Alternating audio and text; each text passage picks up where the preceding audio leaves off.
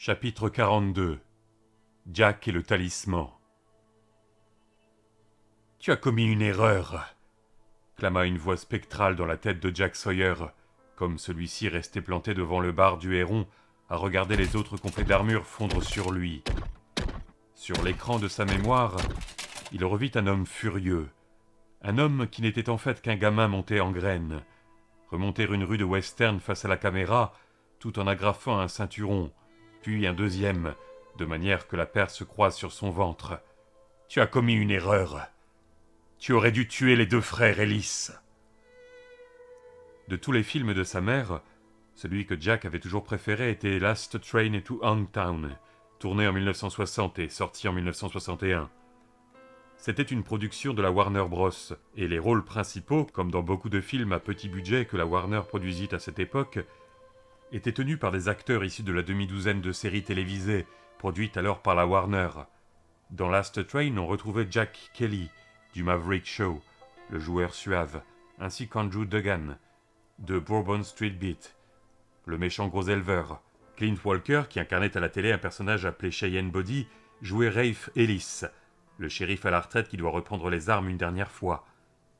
Inger Stevens avait été initialement pressentie pour tenir le rôle de la fille du dancing au bras de fer et au cœur d'or, mais Miss Stevens s'était alitée avec une mauvaise bronchite, et Lily Cavanaugh avait pris sa place. C'était le genre de rôle qu'elle aurait pu tenir avec brio même dans le coma. Un jour que ses parents le croyaient endormi, et discutaient dans le séjour au rez-de-chaussée, Jack, qui allait à pas de loup à la salle de bain boire un verre d'eau, entendit sa mère dire quelque chose de saisissant. D'assez saisissant en tout cas, pour que Jack s'en souvienne sa vie durant. « Toutes les femmes que j'ai interprétées savaient baiser, mais aucune d'entre elles ne savait encore péter, » déclara-t-elle à Phil. Will Hutchins, qui jouait dans une autre émission de la Warner, laquelle s'intitulait Sugarfoot, apparaissait aussi dans le film. Last Train to Hangtown était le chouchou de Jack, surtout à cause du personnage incarné par Hutchins. C'était ce personnage, du nom d'Andy Ellis, qui s'imposait à son esprit là, vacillant, surmené, pendant qu'il regardait le défilé d'armure descendre le couloir sombre dans sa direction. Andy Ellis était le jeune frère pleutre qui devient enragé dans la dernière bobine. Après s'être caché et fait tout petit d'un bout à l'autre du film, il sort pour affronter les méchants mignons de Duggan, après que le mignon en chef, interprété par le sinistre et mal rasé Jack Elaim, dont les yeux se croisaient les bras et qui jouait les mignons en chef dans toutes sortes de productions Warner, au théâtre comme à la télé, eut abattu son frère Rafe dans le dos. Hutchins avait dévalé la rue poussiéreuse en plan panoramique, bouclant les cartouchières de son frère, hurlant « Venez, venez donc, je vous attends. Vous avez commis une erreur. Vous auriez dû tuer les deux frères Ellis. » Will Hutchins ne comptait pas parmi les plus grands acteurs de tous les temps, mais il avait accompli là, du moins aux yeux de Jack, une performance d'une vérité limpide et d'un réel éclat. On sentait que le gosse courait droit à la mort, et le savait, mais entendait aller jusqu'au bout quoi qu'il arrive. Et bien qu'il fût terrifié, il ne montrait pas la moindre réticence à marcher vers le dénouement. Il avançait avec détermination, sûr de ce qu'il voulait faire, même s'il devait tâtonner avec les boucles des ceinturons. Les complets d'armure gagnaient du terrain, et progressaient en se balançant d'un pied sur l'autre, comme les robots pour enfants. « Il ne leur manque que des clés dans le dos, » songea Jack. Il se tourna face à eux, le médiator jauni entre le pouce et l'index de la main droite, comme pour plaquer un accord. Le trio parut hésiter, apparemment sensible à son absence de peur. L'hôtel entier sembla soudain hésiter, ou ouvrir les yeux sur un danger qui se révélait plus grave qu'il ne l'avait jugé au premier abord. Les planchers firent gémir leurs planches. Quelque part, des portes claquèrent l'une après l'autre. Et sur les toits, les ornements de cuivre cessèrent un moment de virevolter. Puis les complets d'armure repartirent avec force cliquetis, formant à présent un véritable mur de cuirasses et de côtes de mailles, de jambières, de aumes et de gorgerins étincelants. L'un arborait un fléau d'armes, un autre une masse, celui du milieu tenait une épée à double pointe. Brusquement, Jack se lança à leur rencontre. Ses yeux s'enflammèrent. Il brandissait le médiator devant lui. Ses traits prirent l'éclat rayonnant de Jason. Il dérapa momentanément dans les territoires et devint Jason. Par ici, la dent de requin, qui remplaçait le médiator, semblait en feu. Comme il s'approchait des trois chevaliers, l'un d'eux retira son aume. révélant encore un de ses vieux visages blafards. Celui-ci avait des mâchoires épaisses, et sous son cou pendouillaient des fanons cireux, pareils à de la bougie fondue. Il jeta son aume dans sa direction. Jack l'esquiva aisément et réintégra son moi Jack, tandis qu'un casque rebondissait sur un mur lambrissé dans son dos. Une armure sans tête se tenait plantée devant lui. « Vous croyez que cela m'impressionne ?» pensa-t-il avec mépris. « On m'a déjà fait le coup. »« Ça ne me fait pas peur. Vous ne me faites pas peur. Et j'aurai ce que je veux, un point c'est tout. » Cette fois, il ne sentit pas seulement que l'hôtel l'écoutait. Cette fois, celui-ci semblait se rétracter alentour, tout comme la muqueuse d'un organe digestif peut se rétracter autour d'un bout de viande avariée. À l'étage, dans les 5 chambres où étaient morts les 5 chevaliers gardiens, 5 fenêtres explosèrent comme autant de coups de feu. Jack fonça sur les complets d'armure. D'une voix claire et joyeusement triomphante, le talisman appela de quelque part en haut. « Jason, à moi !»« Venez !» cria Jack aux armures, et d'attraper le fou rire. Il ne pouvait s'en empêcher. Jamais le rire ne lui avait paru si important, si efficace, si bon. C'était comme de l'eau de source ou d'un torrent. « Venez, je vous attends ! J'ignore de quelle foutue table ronde vous sortez, et vous auriez mieux fait d'y rester. Vous avez commis une erreur. » Riant de plus belle, mais aussi déterminé intérieurement que Wotan sur le rocher des Valkyries, Jack bondit sur la silhouette décapitée, chancelante du milieu. « Vous auriez dû tuer les 2 frères Ellis !» hurla-t-il, et lorsque le médiator de guitare passa dans la zone d'air glacial où aurait dû se trouver la tête du chevalier, le complet d'armure s'effondra. Dans sa chambre, à l'Alhambra, Lily Cavano Sawyer leva soudain les yeux du livre qu'elle était en train de lire. Il lui semblait avoir entendu quelqu'un, non pas simplement quelqu'un, Jack, appelé du fin fond du couloir désert, peut-être même depuis le hall. Elle tendit l'oreille, les yeux écarquillés, les lèvres pincées, le cœur plein d'espoir. En vain. Jackie était toujours absent. Le cancer continuait à la ronger, et il restait encore 1h30 avant qu'elle puisse prendre un autre gros cachet marron de ce remède de cheval qui atténuait un peu la douleur. Désormais, elle pensait de plus en plus souvent à absorber tous ces cachets à la fois. Cela ferait plus qu'atténuer provisoirement la douleur. Ça y mettrait un point final. Ils disent qu'on ne peut pas guérir du cancer, mais vous ne croyez pas à ces bêtises, Madame Cavano. Essayez d'en avaler 2 douzaines. Qu'en dites-vous? Vous voulez tenter le coup? Ce qui la retenait de le faire, c'était Jack. Elle désirait tant le revoir qu'elle s'imaginait entendre sa voix. Non pas en train de l'appeler, un truc simple, trop rebattu, mais de citer l'un de ses vieux films. « Tu n'es qu'une vieille folle, Lily. » Coissa-t-elle, avant de s'allumer une Herbert Taritoun de ses doigts tremblants, amaigris. Elle aspira 2 bouffées, puis l'éteignit. Plus de 2 bouffées déclenchaient une crise de toux ces jours-ci. Or, la toux la laissait sur le flanc. Une vieille folle. Elle ramassa son livre, incapable de lire parce que les larmes coulaient sur sa figure, et que ses entrailles la faisaient souffrir, tant souffrir. Et elle voulait prendre tous les cachets marrons, mais elle voulait d'abord le revoir, son cher fils aux yeux brillants et au front noble et lisse. « Reviens, Jack, pensa-t-elle. Je t'en prie, reviens bientôt. Ou la prochaine fois que je te parlerai, ce sera par l'intermédiaire du Ouija. Je t'en prie, Jack. Je t'en prie, reviens. » Fermant les yeux, elle essaya de sommeiller. Le chevalier qui tenait le fléau d'armes vacilla encore un moment, faisant admirer son vide intérieur, puis explosa à son tour.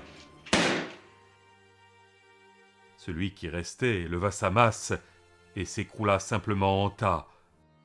Après être resté un temps hilar au milieu des débris, Jack se pétrifia quand il jeta un regard au médiator de Speedy. Celui-ci était à présent d'un jaune sale et foncé. Le vernis craquelé était devenu un lacis de fissures. « Aucune importance, Jack la vadrouille. Tu continues. À mon avis, il doit encore rester une de ces boîtes de conserve ambulantes dans le coin. Auquel cas, tu t'en chargeras, n'est-ce pas ?»« Oui, s'il le faut, » marmonna Jack à voix haute.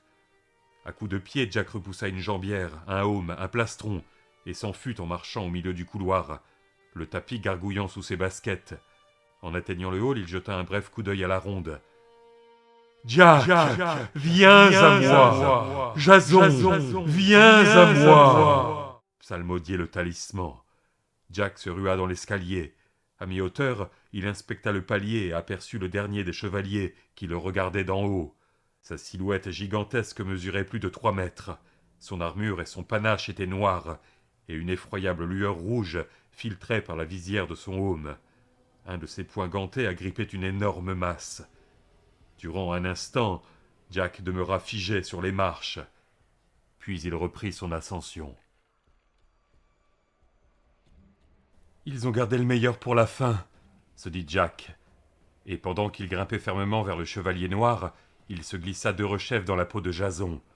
Le chevalier portait encore une armure noire, quoique d'un modèle différent. Sa visière relevée montrait un visage défiguré par de vieilles plaies séchées. Jason reconnut la nature de celle-ci. Cet individu s'était un peu trop approché d'une des boules de feu des terres dévastées, pour que sa santé n'en pâtît pas. D'autres silhouettes le croisaient dans l'escalier, des gens qu'il avait du mal à distinguer. Comme ses doigts reposaient sur une large rampe sculptée, non pas en acajou des Antilles, mais en sidéroxylone, pur produit des territoires. Des silhouettes en pourpoint, d'autres en blouse de soie, des femmes avec de grandes robes évasées, et des capuchons d'un blanc immaculé dégageant leurs cheveux artistiquement coiffés. Ces êtres étaient beaux, mais condamnés. Et peut-être les fantômes paraissent toujours ainsi aux vivants. Sinon, pourquoi l'idée même de fantômes inspirerait tant de terreur ? « Jason, à moi !» chantait le talisman. Et durant un instant, cette réalité toute morcelée sembla s'effondrer. Loin de décoller, il eut l'impression de chuchoter d'un monde l'autre, comme un homme qui passe à travers les planchers pourris successifs d'une ancienne tour de bois. La peur lui était étrangère. La pensée qu'il pourrait ne jamais en revenir, qu'il continuerait indéfiniment à dégringoler la chaîne des réalités, au risque de se perdre comme dans un bois, l'effleura bien, mais il la chassa aussitôt. Tout cela arriva à Jason et à Jack en un éclair. Son pied mettrait davantage de temps pour escalader une marche du grand escalier. Il reviendrait. Il était de nature unique et ne croyait pas possible que ce genre de personne puisse se perdre, parce qu'il avait sa place dans tous ces mondes. Mais je n'existe pas simultanément en tous, songea Jason. Jack. Voilà l'important. Voilà la différence. Je papillonne de l'un à l'autre, probablement trop vite pour qu'on me voie, en laissant derrière moi un bruit tel qu'un claquement de main ou un boom supersonique, tandis que l'air se referme sur le vide où j'ai pris place le temps d'un millième de seconde. Dans nombre de ces mondes, l'hôtel noir n'était qu'une ruine. C'étaient des mondes, pensa-t-il vaguement, où le grand mal actuellement en équilibre sur le fil reliant la Californie et les territoires était déjà advenu. Sur l'un d'eux, la mer qui grondait et rugissait à l'assaut du rivage s'avérait d'un vert pâle, terne. Le ciel affichait un aspect gangréneux similaire. Sur un autre, il vit une créature volante aussi grosse qu'une roulotte Conestoga, replier ses ailes et sa huppe et fondre vers la terre tel un faucon. Elle attaqua une espèce de mouton et remonta en chandelle, tenant dans son bec l'arrière-train ensanglanté. « Décolle, décolle, décolle !» Les mondes défilaient sous ses yeux comme des cartes battues par un joueur professionnel. Voici encore l'hôtel, et il y avait une demi-douzaine de versions différentes du chevalier noir au-dessus de lui. Mais l'intention restait partout la même, et les différences avaient aussi peu d'importance que les accessoires de prototypes automobiles rivaux. Voilà une tente noire, emplie d'une âcre et puissante odeur de toile moisie, et elle était déchirée en beaucoup d'endroits, en sorte que le soleil y dardait ses rayons poussiéreux et divergents. Dans ce monde, Jack Jason s'accrochait à une espèce de gréement, et le chevalier noir se tenait sur une tourelle de bois qui tenait de la hune de vigie, et en grimpant il décolla encore et encore et encore. Ici l'océan entier était en feu. Ici l'hôtel ressemblait pas mal à ce qu'il était à Point Venuti, sauf qu'il se trouvait à moitié englouti sous les flots. Un moment, Jack Jason crut être dans une cabine d'ascenseur, avec le chevalier juché au-dessus qui le guettait par la trappe. Ensuite, il se vit sur un talus, dont le sommet était gardé par un serpent géant. Son long corps musclé cuirassait d'écailles noires et luisantes. Et quand arriverai-je au bout ? Quand finirai-je de passer à travers les planchers et de m'abîmer dans les ténèbres ? Jason, Jack appelait le talisman, et son appel résonnait dans tous les mondes. « À moi !» Et Jack arrivait avec l'impression de rentrer chez lui. Il ne s'était pas trompé. Il n'avait monté qu'un seul étage, mais la réalité s'était à nouveau solidifiée. Le chevalier noir, son chevalier noir, celui de Jack Sawyer, bloquait le palier. Le monstre leva sa masse. Malgré sa peur, Jack continuait à grimper, le médiateur de Speedy brandi à bout de bras. « Je vais pas me bagarrer avec toi, » lança Jack. « Tu ferais mieux de t'écarter de mon... » La silhouette noire balança sa masse. Celle-ci s'abattit avec une force incroyable. D'un bond, Jack l'évita. L'engin s'écrasa dans l'escalier à son ancienne place et fit voler en éclats toute la contre-marche. Le chevalier dégagea sa masse du trou noir.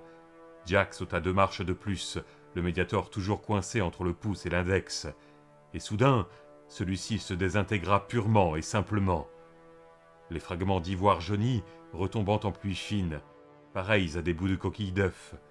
La plupart vinrent saupoudrer le dessus des baskets de Jack, qui contempla ses pieds stupidement. L'écho d'un rire éteint. La masse, à laquelle s'accrochaient encore des échardes de bois et des lambeaux de vieux tapis humides, remonta entre les 2 gantelets du chevalier. Par la fente du haume, le regard rouge du spectre tomba sur le visage levé de Jack, et parut tracer une horizontale ensanglantée en travers l'arête de son nez. Encore cet éclat de rire asthmatique, qu'il n'entendait pas avec ses oreilles, puisqu'il savait que cette armure était aussi vide que les précédentes, rien qu'un corset d'acier pour un esprit damné, mais à l'intérieur de sa tête. « Tu as perdu, bonhomme. Croyais-tu vraiment que ce petit objet ridicule te permettrait de passer ?» La masse redescendit dans un sifflement, cette fois en diagonale, et Jack détourna les yeux du regard rouge, juste à temps pour plonger. Il sentit la tête de la masse effleurer le haut de ses cheveux une seconde, avant d'aller arracher un tronçon de rampe d'1 mètre, et de l'envoyer valdinguer dans les airs. Cliquetis et grincement de métal, lorsque le chevalier se pencha vers lui, son aume de guingois comme une hideuse et sarcastique parodie de sollicitude. Puis la masse reprit son élan, en vue d'un autre terrible coup. « Jack, tu n'as pas besoin d'élixir magique pour t'en sortir, et tu n'as pas non plus besoin de médiator magique pour tirer la chasse sur cette boîte de conserve. » La masse vrombit encore dans les airs. Jack chancela en arrière, rentrant l'estomac. Les muscles de ses épaules protestèrent en tirant autour des trous laissés par les gantelets. La masse lui passa au ras de la poitrine, puis déquilla en fin de course une rangée de gros balustres en acajou, comme si c'était de simples cure-dents. Jack se balançait dans le vide, se sentant absurde à la manière de Buster Keaton. Voulant se rattraper au moignon de rampe déchiqueté à sa gauche, il se planta des échardes sous 2 de ses ongles. La douleur fut si intolérable qu'il crut un instant que ses globes oculaires allaient éclater. Puis il s'assura une bonne prise de la main droite, put se rétablir et s'écarter du gouffre. « Toute la magie est en toi, Jack. Ne le sais-tu pas maintenant ?» Un instant, il resta planté là, hors d'haleine. Puis il reprit son ascension, les yeux fixés sur l'inexpressif masque de fer au-dessus de lui. « Vous feriez mieux de vous en aller, messire Gauvin. » Le chevalier inclina son immense aume, du même geste étrangement délicat. « Pardon, bonhomme. Est-ce bien à moi que tu parles ?» Après quoi, il lança sa masse. Sans doute aveuglé par la peur, jusqu'à présent, Jack n'avait pas remarqué combien la préparation de ses coups était lente. Avec quelle évidence celle-ci annonçait leur trajectoire. Peut-être ces charnières étaient-elles rouillées, se dit-il. Quoi qu'il en soit, il lui devenait facile de bondir hors de portée, maintenant qu'il avait de nouveau les idées claires. Debout sur la pointe des pieds, il tendit les bras et saisit le aume noir à 2 mains. Le métal se révéla anormalement chaud, un cuir rêche brûlant de fièvre. « Disparais de la surface de ce monde !» déclara-t-il d'une voix grave, calme, presque sur le ton de la conversation. « En son nom, je te l'ordonne !» La lueur rouge dans le aume s'éteignit comme la chandelle à l'intérieur d'un potiron évidé. Brusquement, le aume pesa de tout son poids, 7 kilos au bas mot, dans les mains de Jack, parce qu'il n'y avait plus rien pour le soutenir. Sous le aume, le complet d'armure s'était affaissé. Vous auriez dû tuer les 2 frères Ellis, conclut Jack, avant de jeter le casque vide par-dessus bord. Celui-ci atterrit en bas avec fracas et roula sur le sol tel un jouet. L'hôtel parut se ratatiner. Jack se tourna face au large couloir du premier étage, et là, enfin, il y avait de la lumière. Une lumière claire, pure, comme la fois où il avait vu des hommes voler dans le ciel.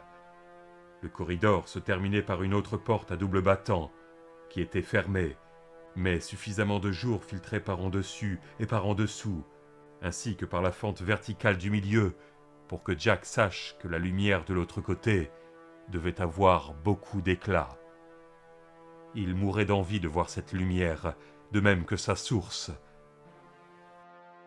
Il venait de loin afin de l'admirer, et avait traversé de bien cruelles ténèbres.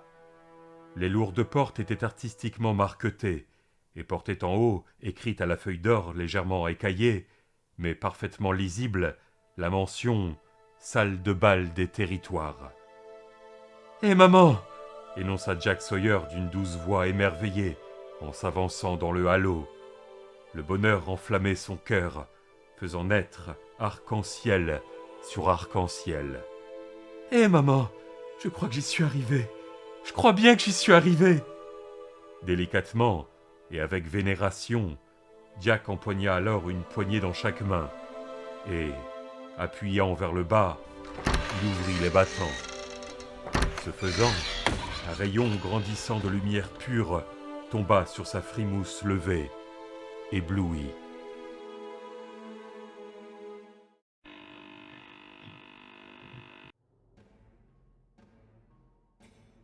Il se trouva que Sunlight Gardener fouillait la plage du regard à l'instant précis où Jack expédia le dernier des 5 chevaliers tutélaires. Il entendit une sourde détonation, comme si une faible charge de dynamite avait explosé quelque part au tréfonds de l'hôtel. Au même moment, un éclair de lumière brilla à toutes les fenêtres du premier étage de la Zincour, et tous les symboles de ferronnerie, lunes, étoiles, astéroïdes et autres étranges flèches brisées s'immobilisèrent simultanément. Gardener s'était accoutré à la manière des flics de la brigade d'intervention de Los Angeles. Il avait enfilé un imposant gilet pare-balles par-dessus sa chemise blanche, et portait un poste radio en bandoulière. L'antenne courtaude oscillait d'avant en arrière au moindre de ses mouvements. À son autre épaule pendait un Weatherby 360, fusil de chasse presque aussi gros qu'un canon anti-aérien, qui aurait fait baver d'envie même Robert Ruark. Gardener l'avait acheté 6 ans auparavant, lorsque les circonstances l'avaient obligé à se débarrasser de sa vieille pétoire. L'étui en zèbre véritable du Weatherby se trouvait dans le coffre d'une Cadillac noire, à côté du corps de son fils. « Morgan !» Morgan ne se retourna pas. Il se tenait légèrement à gauche d'un groupe de rochers inclinés qui saillaient sur le sable comme autant de crocs noirs. À 6 mètres au-delà des rochers et à 1 mètre seulement en deçà de la trace laissée par la marée haute, gisait Speedy Parker, alias Parcus. En tant que Parcus, il avait jadis ordonné la flétrissure de Morgan Doris. Des cicatrices blêmes barraient l'intérieur des puissantes cuisses blanches de Morgan, marque auquel on reconnaît un traître dans les territoires. Ce n'était que grâce à l'intercession de la reine Laura en personne que ces cicatrices ne sillonnaient pas ses joues à la place de ses cuisses, où elles étaient presque toujours dissimulées sous ses vêtements. Morgan, celui-ci autant que l'autre, n'avait pas pour autant chéri la reine, mais sa haine à l'égard de Parcus, qui avait étouffé ce premier complot, avait grandi de façon exponentielle. Aujourd'hui, Parcus Parker gisait à plat ventre sur la plage, le crâne couvert de plaies suppurantes. Du sang dégouttait lentement de ses oreilles. Morgan ne demandait qu'à croire que Parker était encore en vie, en train de souffrir, mais le dernier frémissement perceptible de son dos remontait au moment où lui et Gardener avaient déboulé ici, au pied de ces rochers, environ 5 minutes plus tôt. Quand Gardener l'appela, Morgan ne se retourna pas, parce qu'il était absorbé dans la contemplation de son vieil ennemi, aujourd'hui terrassé. Celui qui prétend que la vengeance n'est pas douce se fourre complètement le doigt dans l'œil. « Morgan !» répéta Gardener. Cette fois, Morgan se retourna, les sourcils froncés. « Eh bien, quoi ?»« Regarde !» la toiture de l'hôtel !» Morgan s'aperçut que toutes les girouettes et les décorations du toit, sculptures de cuivre qui tournaient exactement à la même vitesse, que le vent soit complètement tombé ou qu'il souffle en tempête, restaient immobiles. Au même moment, la terre trembla brièvement sous leurs pieds, et puis s'arrêta. On aurait dit qu'une bête souterraine d'une taille gigantesque avait tressailli dans son sommeil hivernal. Morgan aurait presque cru à un effet de son imagination si les yeux injectés de garde d'honneur ne s'étaient pas en outre agrandis. « Je parie que tu regrettes d'avoir quitté l'Indiana, garde, » pensa Morgan. « Aucun risque de tremblement de terre en Indiana, pas vrai ?» Un éclair silencieux illumina à nouveau toutes les fenêtres de l'Azincourt. « Qu'est-ce que cela signifie, Morgan ?» s'enquit Gardner d'une voix rauque. Pour la première fois chez Gardner, nota Morgan, la peur tempérait la folle rage due à la perte de son fils. C'était ennuyeux, mais on pouvait toujours ranimer sa frénésie antérieure, si nécessaire. Simplement, Morgan détestait devoir dépenser son énergie sur quelque chose qui n'avait pas directement trait au problème consistant à débarrasser le monde, tous les mondes, de Jack Sawyer, lequel, non content d'avoir toujours été une peste, était devenu en grandissant le plus gros point noir de la vie de Sloat. Le radio-émetteur de Gardner grésilla. « Chef 4 de la Brigade Rouge à l'Homme du Soleil. À vous, Homme du Soleil. »« Ici, Homme du Soleil, chef 4 de la Brigade Rouge !» aboya Gardner. « Que se passe-t-il ?» Coup sur coup, Gardner reçut 4 rapports cactants, surexcités, tous identiques. Aucun ne comportait la moindre information que le duo n'eût pas déjà recueillie par lui-même. Éclair de lumière, immobilité des girouettes, une sorte de tremblement de terre ou de secousse présismique. Mais les yeux brillants, Gardner apporta le même enthousiasme à chaque rapport, posant des questions tranchantes, glapissant « Terminé !» à la fin de chaque transmission, parfois intervenant par « Répétez !» ou « Roger !» Sloat trouvait qu'il imitait un mauvais acteur d'un film catastrophe. Mais si cela le rassurait, Sloat n'y voyait pas d'inconvénient. Cela lui éviterait de devoir répondre à la question de Gardner, et maintenant qu'il y pensait, il supposa possible que Gardner ne veuille pas qu'on réponde à sa question, et voilà pourquoi il se livrait à tout ce cirque avec la radio. Les gardiens étaient morts, ou hors de combat, ce qui expliquait pourquoi les girouettes s'étaient arrêtées, et les éclairs de lumière ne signifiaient pas autre chose. Jack n'avait pas le talisman, du moins pas encore. S'il s'en emparait, il allait y avoir vraiment du rock'n'roll à Point Venuti, et Sloat de penser maintenant que Jack s'en emparerait, qu'il était écrit depuis toujours qu'il s'en emparerait. Cette perspective ne l'effraya pas cependant. Sa main chercha à tâtons la clé qui lui pendait au cou. Gardner avait épuisé son stock de « Terminé ! Roger !» et « 10-4 !» Il endossa son matériel radio et dévisagea Morgan avec de grands yeux effrayés. Avant qu'il puisse prononcer un mot, Morgan posa des mains amicales sur les épaules de Gardner. S'il était capable d'aimer quelqu'un en dehors de son pauvre fils défunt, alors il éprouvait de l'amour. Un amour pervers, à n'en pas douter, pour cet homme. Morgan Doris et Osmond, ou Morgan Sloat, et Roger Sunlight Gardner, au choix, avaient parcouru un long chemin ensemble. C'était avec un fusil semblable à celui actuellement suspendu à l'épaule de Gardner que ce dernier avait abattu Phil Sawyer dans l'Utah. « Écoute, garde, dit-il calmement, nous allons gagner. »« En es-tu tellement sûr ?» chuchota Gardner. « Je crois qu'il a tué les gardiens, Morgan. Je sais que ça paraît bizarre, mais je crois vraiment. » Il s'interrompit, la bouche tremblante à la manière des vieillards, les lèvres ruisselantes sous une fine couche de salive. « Nous allons gagner !» répéta Morgan de la même voix calme, et il pensait ce qu'il disait. Les choses lui semblaient prédestinées. De nombreuses années, il avait attendu ce moment. Sa résolution avait été la bonne. Elle le demeurerait aujourd'hui. Jack ressortirait avec le talisman dans ses bras. Quoique doté d'un pouvoir infini, cet objet était fragile. Sloat regarda le Witherby à lunettes, capable de stopper un rhinocéros en pleine charge, puis palpa la clé qui déclenchait la foudre. « Nous avons de quoi lui régler son compte quand il sortira, » dit Morgan, avant d'ajouter « dans n'importe quel monde. Du moment que tu ne perds pas courage, garde. tant que tu restes avec moi. » Les lèvres tremblantes se calmèrent un peu. « Morgan, bien sûr que je... » « Rappelle-toi qui a tué ton fils, » dit doucement Morgan. À l'instant précis où Jack Sawyer avait appliqué la pièce bouillante sur le front d'un monstre au fin fond des territoires, Ruel Gardner, qui souffrait de crises d'épilepsie relativement inoffensives depuis l'âge de 6 ans, âge aussi auquel le fils d'Osmond avait commencé à présenter les symptômes de ce qu'on appelait la maladie des terres dévastées, subit apparemment une crise du grand mal à l'arrière d'une Cadillac qu'un loup conduisait d'Illinois en Californie par la I-70. Violé d'étouffement, l'adolescent était mort dans les bras de Sunlight Gardner. Celui-ci avait désormais les yeux exorbités. « Rappelle-toi, » répéta doucement Morgan. « Méchant !» chuchota Gardner. « Tous les garçons, axiomatique, ce garçon en particulier. »« Exact !» approuva Morgan. « Pense-y. Nous pouvons l'arrêter, mais je veux d'abord m'assurer qu'il ne pourra ressortir de l'hôtel que par voie de terre. » Il conduisit Gardner jusqu'au rocher d'où il observait Parker. Des mouches, d'énormes mouches albinos, commençaient à se poser sur le cadavre du nègre, nota Morgan. C'était aussi génial qu'une annonce.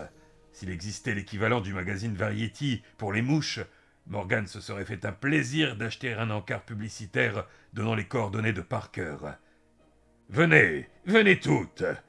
Elles déposeraient leurs œufs dans les plis de sa chair en décomposition, et l'homme qui avait marqué les cuisses de son double donnerait naissance à des asticots. C'était vraiment génial.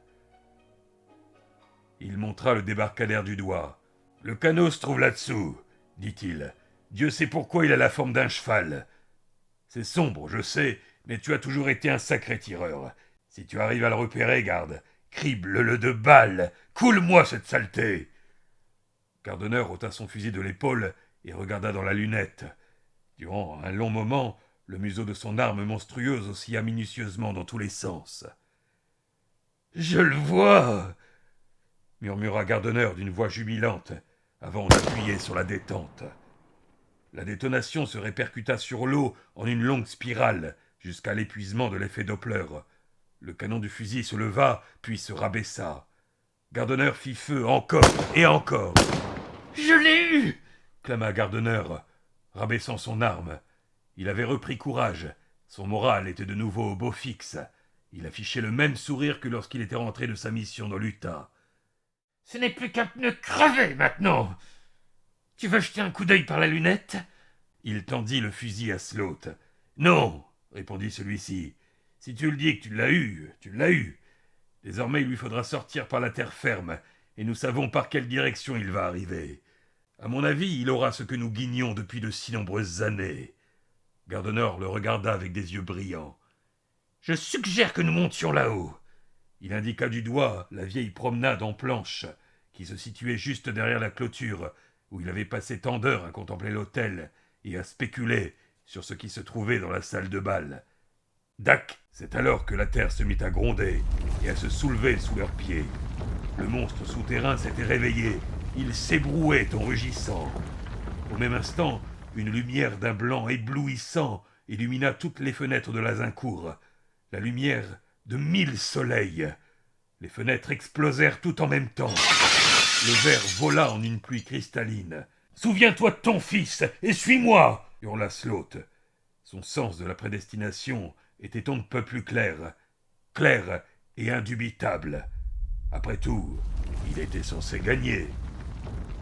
Tous les deux se mirent à galoper sur la plage mouvante, en direction des planches. Empli d'émerveillement, Jack avançait lentement sur le parquet en bois de la salle de bal, la tête levée, les yeux étincelants. Sa figure baignait dans une pure clarté blanche, qui recélait toutes les couleurs du levant, celles du couchant, celles de l'arc-en-ciel. Le talisman pendait loin au-dessus de lui, pivotant lentement sur son axe. C'était un globe de cristal dont la circonférence mesurait peut-être 1 mètre. Son halo était si brillant qu'il était impossible de déterminer exactement ses dimensions. Des lignes gracieusement incurvées semblaient sillonner sa surface, pareilles à des méridiens et à des parallèles. « Et pourquoi pas ?» se dit Jack. encore ahuri de stupeur et de crainte mêlées. « Voici le monde, tous les mondes. En microcosme, mieux, voici l'axe de tous les mondes possibles, qui chante, tourne, flamboie. » Il se planta dessous, submergé par sa chaleur et la claire intuition d'une force bien intentionnée. Comme dans un rêve, il sentait cette force couler en lui, telle la limpide pluie de printemps qui réveille les puissances endormies en un milliard de graines minuscules. Une formidable joie jaillit dans sa conscience, ainsi qu'une fusée, et Jack Sawyer leva en riant les 2 mains au-dessus de sa figure renversée, manière à la fois de répondre à cette joie et d'imiter sa soudaine montée. « Viens donc !» cria-t-il, et de se glisser en Jason. « Viens donc !»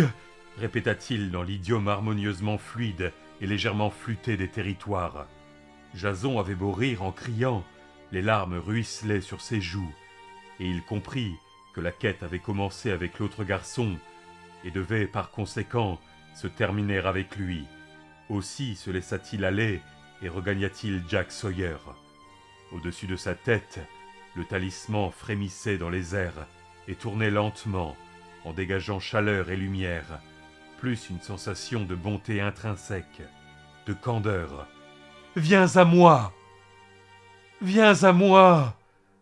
Le talisman se mit à descendre tout seul. Ainsi, après tant de semaines et de tribulations dans les ténèbres et le désespoir, après la découverte d'amis et leur perte, après des jours d'efforts et des nuits passées à dormir au creux de meules humides, après avoir affronté les démons de lieux obscurs, dont non l'un des moindres nichait dans la fêlure de son âme, après toutes ces péripéties, ce fut de cette façon que le talisman se donna à Jack Sawyer. Jack le regardait descendre, et bien que tout désir de fuite fût hors de question, il se sentit submergé par une sensation de mondes en péril, de mondes en balance. Son côté Jason était-il réel ? L'héritier de la reine Laura avait été tué. Ce n'était plus qu'un fantôme par qui juraient les habitants des territoires. Pourtant Jack répondit par l'affirmative. La quête du talisman menée par Jack, une quête qui incombait originellement à Jason, avait permis à celui-ci de revivre un temps. Jack avait vraiment eu un double, quel qu'il fût. Si Jason se trouvait être un fantôme, à l'instar des chevaliers, il pouvait aussi bien disparaître lorsque ce globe tournoyant, rayonnant, toucherait le bout de ses doigts. Jack le tuerait une 2e fois. « Cesse de te tourmenter, Jack !» chuchota une voix aux intonations claires et chaleureuses. Le voilà qui descendait, un globe, un monde, tous les mondes. C'était la gloire et la chaleur, c'était la bonté, c'était le renouveau de la blancheur, et comme il en a toujours été et sera toujours avec le blanc, c'était effroyablement fragile. Au fil de cette descente, les mondes tournoyaient dans sa tête. Loin d'éprouver la sensation de dégringoler à travers différentes couches de réalité, désormais il lui semblait contempler un univers entier de réalités, se chevauchant toutes l'une l'autre, entrelacées comme les anneaux d'une réalité, côte de mailles. Tu tends les bras à un univers de mondes, à un cosmos du bien, Jack. C'était la voix de son père. Ne le lâche pas, fiston. Au nom de Jason, ne le lâche pas. Mondes après mondes, certains magnifiques, d'autres diaboliques, chacun momentanément illuminé par la chaude lumière blanche de cette étoile que constituait le globe de cristal gravé de traits fins. Celui-ci planait lentement dans les airs, en direction des doigts tendus, tremblants, de Jack Sawyer. « Viens à moi !» lui cria Jack, comme lui-même l'avait souvent entendu. « Viens donc !» Le talisman arriva à 1 mètre de ses mains, les stigmatisant de sa douce chaleur salvatrice, puis à 50 centimètres, puis à 20. Pivotant lentement sur son axe légèrement incliné, il hésita un moment, et Jack put distinguer à sa surface les contours éclatants, changeants, des continents et des océans, et même des calottes glaciaires. Le talisman hésita, et puis se coula lentement entre les mains levées de Jack.